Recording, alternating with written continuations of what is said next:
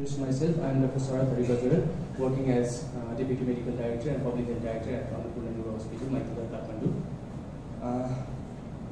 Basically, I am going to talk about the biomedical waste, also known as healthcare waste management in the hospital, and it's also one of the dimensions of quality that deviates toward the safety and participation of the staffs. So I'm going to talk about educational intervention on healthcare waste management among healthcare staffs at Annapurna Neurological Institute and Allied Sciences. And we do have our co-investigator Gambhir Shrestha with us.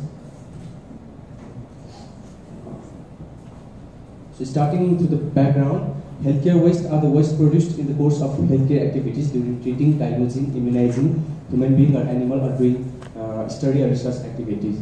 And according to World Health Organization, from the total amount of waste generated, 75 to 90% of waste are non-hazardous waste, or in fact general waste, whereas 10 to 15% of waste are hazardous and infectious waste.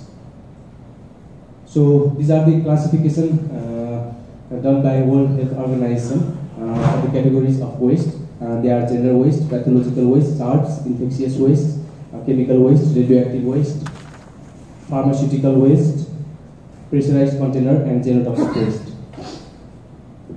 So, looking towards the magnitude of the problem, biomedical waste management or healthcare waste management is a global issue, and there are the issue of poor segregation and management in both developed and developing countries. So, looking toward the generation of the waste, globally developed countries generate 1 to 5 kg of waste per bed per day. And in context of developing countries like Nepal, it's 1 to 2 kg per bed per day. So in context of Nepal, few years back, Nepal, Kathmandu Metropolitan City and Environmental and Public Health Organization, they had conducted a study on biomedical waste management in various hospitals of Kathmandu, and the result was the waste generation was around 1.72 kg waste per bed per day from the hospital. And out of which 26% of the waste were infectious and hazardous waste. So in context of Nepal, the issues and problems related to the biomedical waste management is there is the mushrooming of many hospitals in Nepal, and with the large amount of healthcare staffs and hospitals, there are low or non-compliance with the guidelines, protocols and recommendations. Though they have guidelines in the hospital, but there is non-compliance with the guidelines by the healthcare staffs. So biomedical waste not only affects the patients, but also affect the medical, paramedical staffs, sanitation staffs, as well as the visitors who come to visit the patients. So healthcare waste not only affects the hospital patient, which leads to hospital-acquired infection, but also it affects the environment, generating the pollution of water and air, degrading the flora and fauna of the environment, as well as public health problems like disease transmission and unsafe use of needles. So this study was conducted at Annapurna Neuro Hospital with the objective to assess the knowledge, attitude and practice of healthcare staffs regarding healthcare waste management, and we also compared the knowledge, practice and attitude of healthcare staffs before and after the educational intervention. So this was basically a pre-post intervention study conducted at Annapurna Neuro Hospital for the period of 6 months, and the study population with healthcare workers including medical officers, nurses and sanitation staffs. So total sample size was 65, and we had a standard questionnaire including knowledge, attitude and practice questionnaire. And what we did was, prior to intervention training session, we conducted a pre-test, and after 1 month of intervention training session, we again conducted the post-test of the biomedical waste management practice and knowledge and practice and attitude.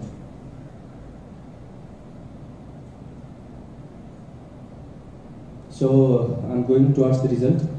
So this is the age-wise distribution of participants. Majority of participants were from the age group 21 to 25, and figure 2 shows the profession-wise distribution. There were 36 nursing staffs, 23 housekeeping staffs, and 6 medical officers. And table 1 shows the pre-post finding on the knowledge among the healthcare staffs.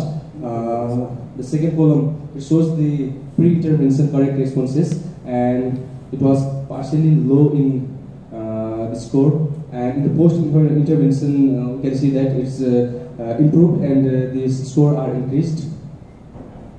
Similarly, this is the table 2 shows the pre-post finding of attitude, and we can see the change from the change of the positive response from pre-intervention to the post-intervention phase, and it's also improved. Similarly, this is the pre-post finding on the practice regarding healthcare waste management, and the score of practice was also increased after the educational intervention. So this was a small glimpse of training session to the housekeeping staffs. So we also looked after the impact on knowledge, attitude, and practice after the educational intervention, and all the domains, including knowledge, attitude, and practice, there was an improvement and increase in knowledge, attitude, and practice after the educational intervention, and which was statistically significant.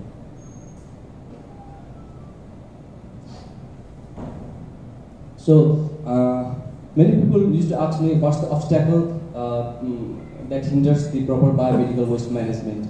So I just used to tell them that the common obstacle is change management.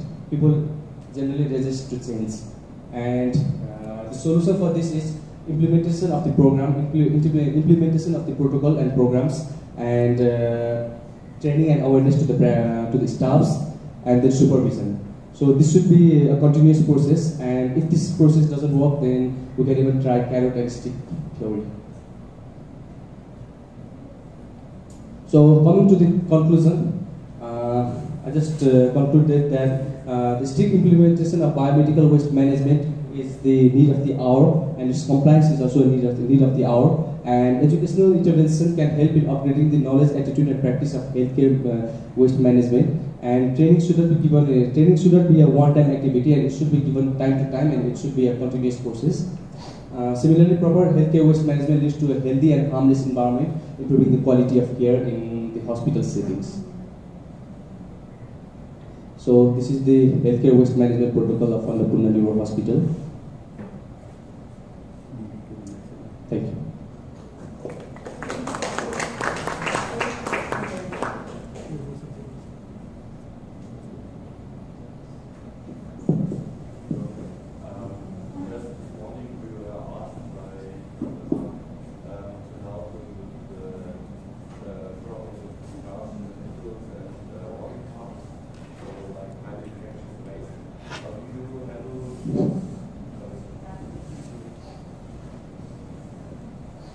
So basically, my question boils down to the essence: how do you handle highly infectious waste at your hospital? Do you burn it?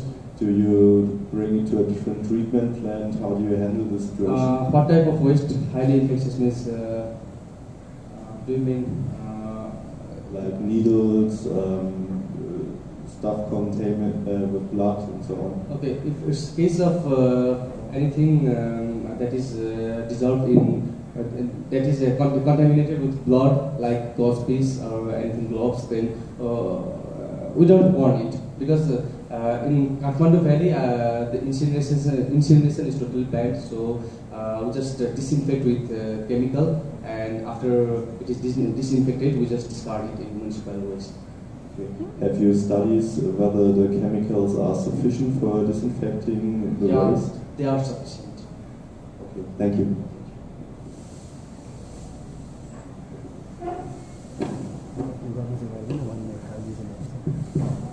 Do you have autoclave for the contamination waste? I think it is the best practices recommended by WHO. What are you doing? For the infectious waste? Yes, and, No. and the organs, maybe human organs.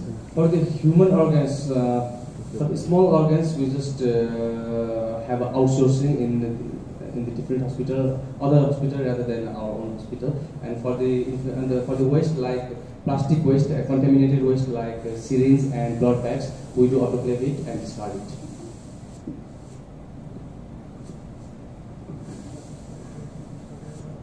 Any other questions? Thank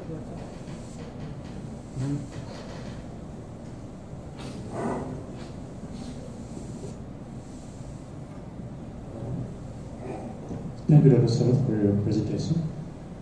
Again, health waste management is a much needed issue and also a challenge for every hospital that's working. And recently we have new guidelines in 2014-15. And we being in Chitwan, there was a meeting of all the stakeholders in whole Chitwan district regarding there were almost 22, 23 hospitals in Chitwan, including medical colleges, government hospitals, and private hospitals. And even we had our assessment of the hospital rates 1 year back, and also we discussed a lot about the waste generated, the amount of waste generated, about the disposal, about the safe disposal. Again, all those orthodox steps that was done in the waste management, like incineration, that is now almost obsolete, and emphasizing on autoclaving. I also like to ask you, what is your experience working in your hospital regarding hospital waste, how you are managing? And also, I like to, after that, also share some of my experience on working on hospital waste in Chitwan, working with the stakeholders, policymakers, with the metropolitan city of Gorakhpur municipality, and also the experience on the Pokhara, where the concerned stakeholders have started an autoclaving plant, started by the private sectors. I think you are aware about that. So first, I'd like to know about your experience on managing hospital waste in your center, and also regarding how we can collaborate with all the hospitals to go further ahead for managing the healthcare waste that has been a major challenge for the cities like Kathmandu, Chitwan, Pokhara, and others medical cities that are coming up. Thank you. So, talking about my experience in my own hospital, the main challenges I faced for the proper management of healthcare waste, I already mentioned that it's the change management. Though we get the training and awareness to the staff, but there is to change. There is to segregate the waste, and there is to just sort the waste. So it was a difficult task for us. So we gave the training and awareness time to time with the proper supervision, and finally now they are complying with the rules and protocols of the hospital. And talking about other challenges, our hospital has a space constraint, space limit, so we are not properly segregating, properly storing the waste, and the municipal vehicle, they even come for after 2 or 3 days. If they come late, then the waste are being stored in hospital, and it may affect our hospital environment. So we are planning to extend the service outside the hospital also. So to talk about the proper management of healthcare waste issues all over the Nepal in different cities, so the better option is common biomedical waste treatment plant. I think it can be established in the outskirts of the Kathmandu Valley. Even if it's outside the Kathmandu Valley, then it can be opened in the place where there is no any residential houses, and it cannot affect the environment. So if there is a proper hospital waste management system and proper hospital waste treatment plant outside the valley, then I think it's the better solution. So there can be an incinerator, there can be a water sewage treatment plant, and there can be a effluent plant and autoclaving system. And if they have everything systemized, then I think it's the better option for not only Kathmandu Valley, for the whole of Nepal. Last question. Thank you for the very nice presentation. My question also with regards, also with regards to the situation here at Dulika Hospital. Do you have any special measures to prevent cross-contamination of waste during transport within the hospital premises? During transport from ward to the storage area? Yes, yes. to eliminate the cross-contamination, I think we can just differentiate the waste bags, like red bags for infectious waste, yellow bag for the paper waste, green bag for the plastic waste, and for the general waste it can be a black bag. So if the waste are segregated in the proper bag, then I think it can be cross-contaminated. Okay, yeah, hopefully they won't tear or nothing sticks out, but thank you. Sir, only one question. Okay. Last question. So in your research, in pre and post, okay, intervention, so all components, knowledge, attitude, and practice all are significantly associated. If you analyze your pre and post after 2 years, what is your expectation? If I analyze the post after 2 years, what is your expectation? Post knowledge, attitude, and practice after 2 years, then I think without any intervention. I assume it will be same, because we are planning to take the we are planning to keep the training in every 6 months, and we are planning to take the post KAP questionnaire in every 6 months. So I think next month we are going to take the training and post KAP questionnaire. Okay.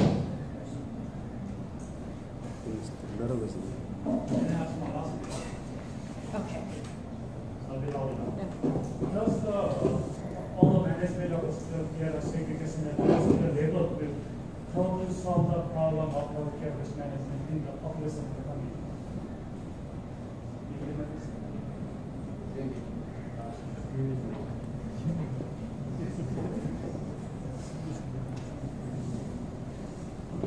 We are working on hospital waste segregation at our hospital level.